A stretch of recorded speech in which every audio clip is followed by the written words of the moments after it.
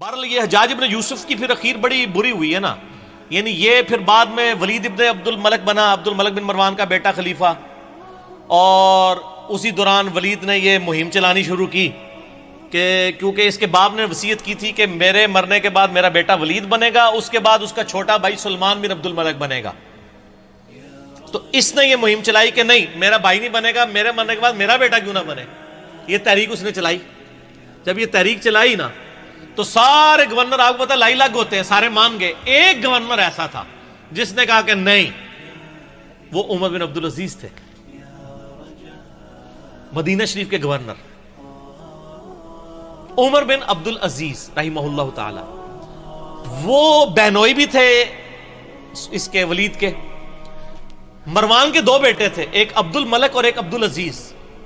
عبدالعزیز کا بیٹا عمر بن عبدالعزیز ہے، یہ بھی مروان کی اولاد ہے، لیکن دیکھ لیں، اور اسی لیے ہم کہتے ہیں نا آل امیہ میں عمر بن عبدالعزیز۔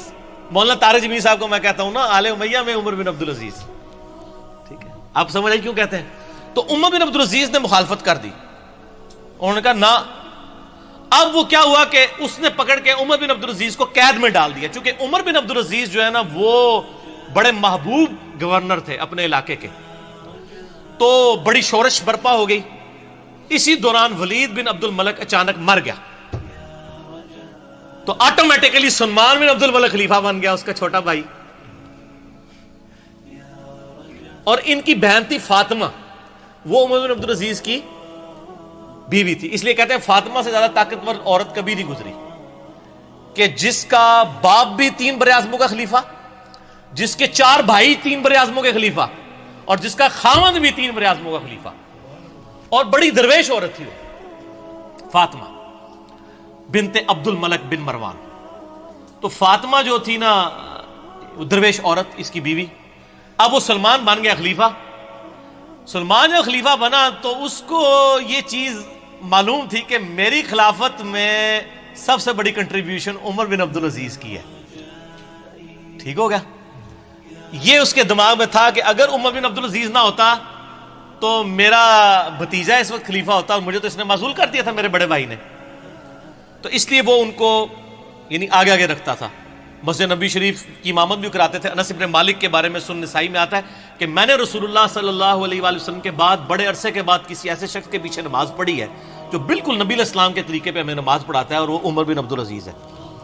99 ہجری میں خلیفہ بنے، اور 101 ہجری میں صرف 38 سال کی عمر میں آل امیہ نے زہر دے کے ان کو شہید کر دیا،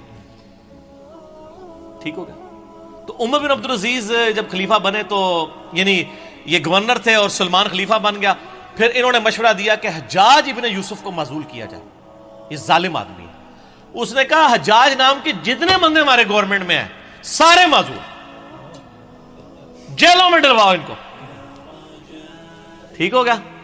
اب جب یہ جیلوں میں گئے نا تو محمد بن قاسم کا بھی رگڑا لگ گیا، جس نے یہاں پہ، وہ حجاج ابن یوسف کا کیا تھا؟ رشتہ دار تھا نا، بانجا تھا نا، بانجا یا بھتیجا۔ تو اس کو پھر مفتے میں رگڑا لگ گیا، اس کو پھر بلا کے جیل میں ڈالا گیا۔ وہ کہتے ہیں نا جی وہ نباز جیل پاتا سی، اس لیے کہ پیچھے خلیفہ چینج ہو گیا تھا۔ تو حجاج ابن یوسف کے جتنے بھیجے ہوئے تھے نا، اس کو چونکہ وہ گورنری سے گیا تو اس کے بھی سارے فرستادے فارغ ہو گئے، اور پھر یہ خیر بڑی بری موت مرا، یعنی اس کو پھوڑے نکل آئے اور پیپ نکلتی تھی۔ پھر مرتے مرتے یہ کہتا تھا کہ جی اللہ تعالیٰ تو ماں سے زیادہ محبت کر، جو ساڑھے لوگ بھی کہتے ہیں۔ حسن بصری کو کسی نے بتایا کہ وہ تو کہتا ہے کہ جی اللہ تعالیٰ کی رحمت تو میرے گناہوں کو تو اس کے سامنے کچھ بھی نہیں ہے۔ تو حسن بصری نے فرمایا حجاج چاہتا ہے کہ دنیا بھی اپنی مرضی کی گزاری ہے اور آخرت بھی اپنی مرضی کی گزارے، اس طرح تو نہیں ہوتا کہ دونوں جہانی مٹھے باؤ، دونوں جہان تو نہیں مٹھے میں آ سکتے نا، یا دنیا یا آخرت، ٹھیک ہو گیا؟ تو خیر یہ مارا گیا۔ پھر سلمان جو ہے نا، اس کی جب موت کا وقت قریب آیا، اس کو بھی ایک بیماری لگ گئی، تو اس نے ارادہ کیا کہ اپنے چھوٹے 2 بھائیوں کو خلافت کے لیے نامزد کرے۔ تو اس کا ایک اسسٹنٹ تھا، رجا اس کا نام تھا، بڑا نیک تھا وہ۔ اس نے کہا کہ اگر تو میری ماننا تو عمر بن عبدالعزیز کو خلیفہ بنا دے۔ اس نے کہا کہ یہ تو میرے بھائی اس کو مار دیں گے، مانیں گے نہیں۔ اس نے کہا نہیں، ان کا علاج ہے میرے پاس، دیکھ تو اگر خلیفہ بنا تو اس کی وجہ سے بنا ہے۔ عمر بن عبدالعزیز حادثاتی طور پہ جو ہے نا وہ خلیفہ بن گئے تھے، ورنہ ان کو کس نے بنانا تھا اتنے نیک آدمی کو؟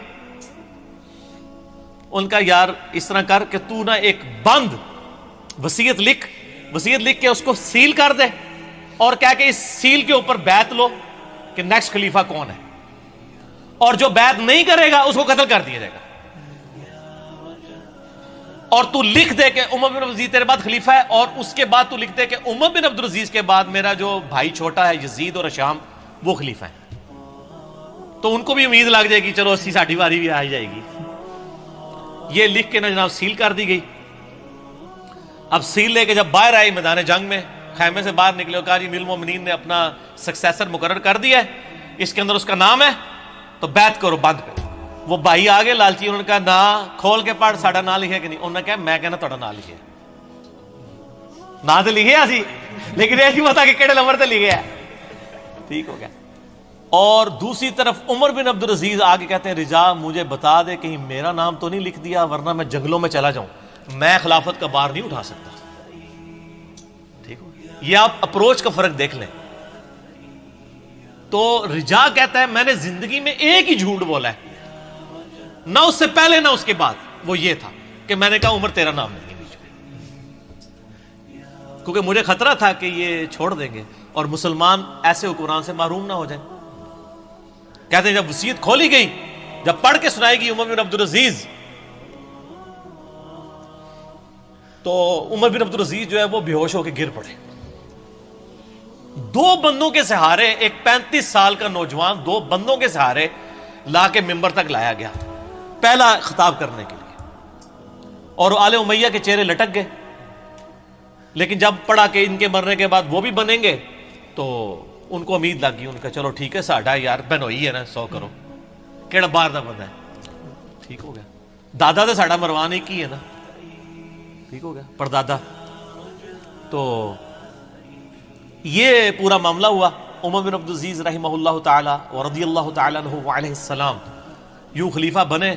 پھر سر 2 سال صرف ان کو رہنے دیا ہے، 2.25 سال، جتنی حضرت ابوبکر کی خلافت کا ٹینیور ہے نا اتنا ان کا۔ اور دیکھ لیں اسلام میں 5 خلفاء ابو بکر، عمر، عثمان و علی اور حسن ابن علی کے بعد 6ٹھا خلیفہ ان کو مانا جاتا ہے، بیچ میں کسی کو خلیفہ نہیں مانا جاتا۔ علی منہاج النبوہ 2 سال کے اندر، 2.25 سال کے اندر انہوں نے پچھلے 40 سال میں آل امیہ نے جتنی لوگوں کی جدادیں ہتھیائی تھی نا ان کی اولادوں کو بلا کے واپس کی۔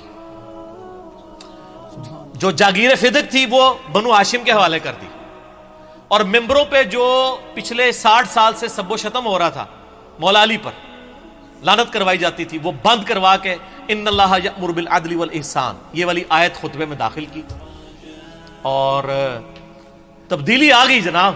یہ تبدیلی تھی جو آئی۔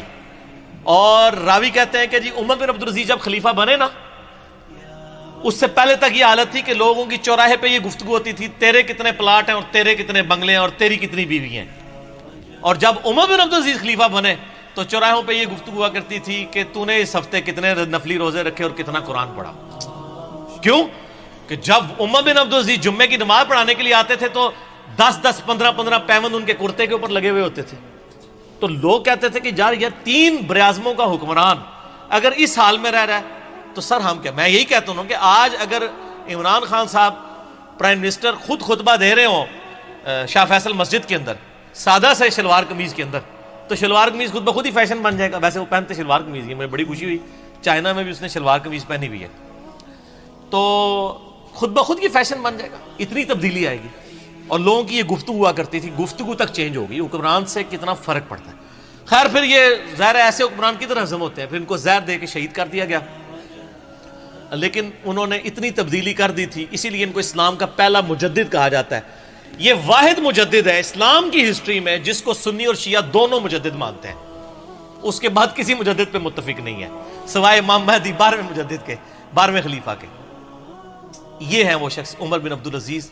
چونکہ حجاج ابن یوسف کی بات تھی تو حجاج ابن یوسف کا انجام بھی بتانا تھا، اس کے ساتھ یہ ساری چیزیں جڑی ہوئی تھی تو میں نے بتا دی اس لیے۔